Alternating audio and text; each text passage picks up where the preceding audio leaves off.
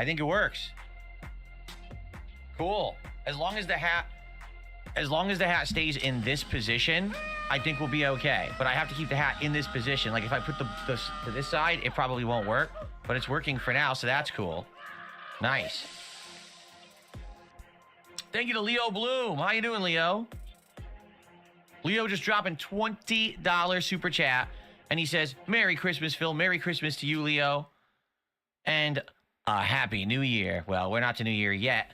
But we're in that countdown to Christmas, so I'm feeling the vibes. Like, I'm going to be way more excited and way more festive over the next several days of streaming because we are in the home stretch, both to my Christmas marathon, Christmas Eve, and then actually Christmas.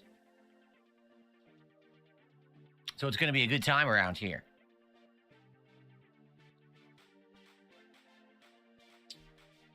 Very nice.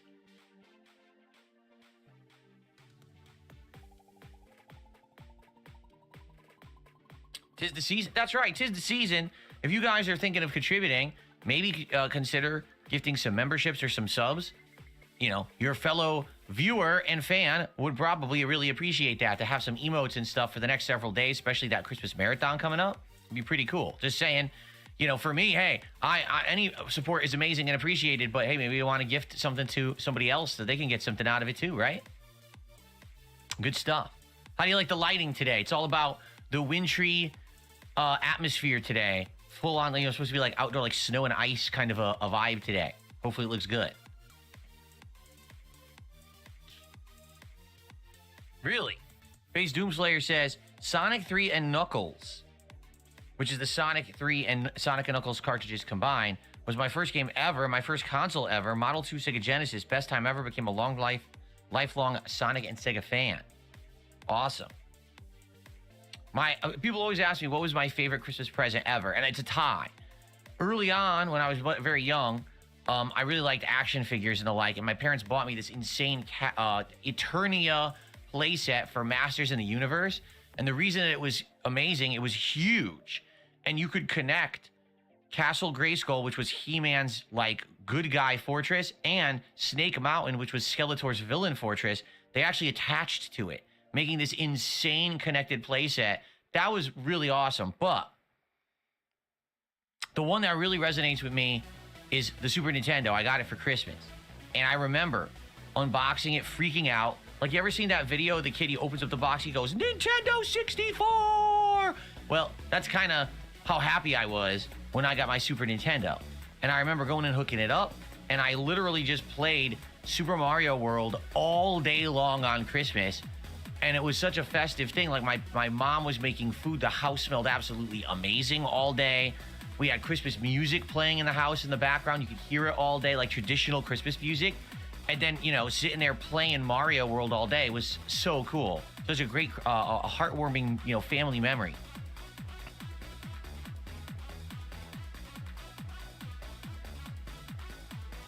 What are you saying, Poxy?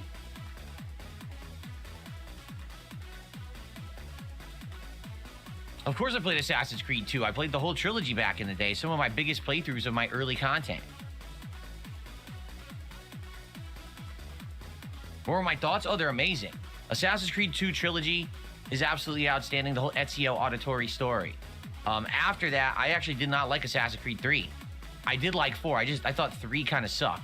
But I love the entire trilogy of 2.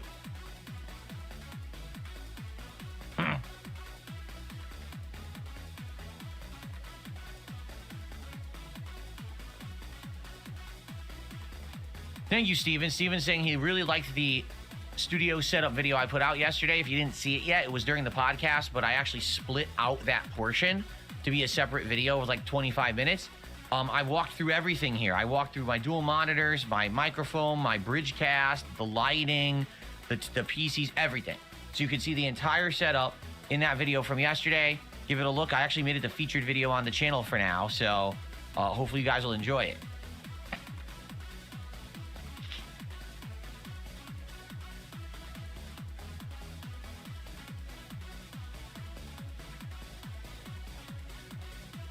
Why did I decide to go pro for Street Fighter? Honestly, it was motivation from people from my local arcade who had been going to tournaments. Like, I was playing Street Fighter in arcades in the 1990s locally in Connecticut and never really knew about a tournament scene or aspired to really do anything with that. And then people who had gone to my local arcade had gone to tournaments and had come back from these tournaments with all these new techniques they had learned and beating my butt basically in the arcades. Like, damn, where'd you learn that? Oh, I went to a tournament, you know, in New Jersey. You got to go, Phil, because you'll see all these new players, these new styles. You'll learn stuff when you're there. You'll absorb like a sponge. And so it was a combination of that. And I'll be honest with you. I had a friend, a very close friend, who was kind of my rival in Street Fighter in the 90s. Like, he was always better than me, but slightly. So we kind of went back and forth, had great competition in our local arcade. He passed away. And he was one of the people who had tried to motivate me to go to tournaments. And after he passed away, I was like, dude, I got to do this like in his memory. I want to try and see what it's like. And I got hooked. I got hooked traveling and going to tournaments and playing against people from all different regions and learning and getting better.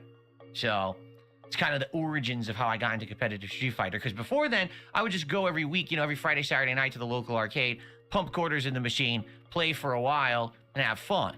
And it was all about that. But, you know, it got more serious when people actually started like traveling and bringing back techniques of stuff that you didn't even know existed in the game. You're like, oh my goodness, you know, that's crazy that they got so much better.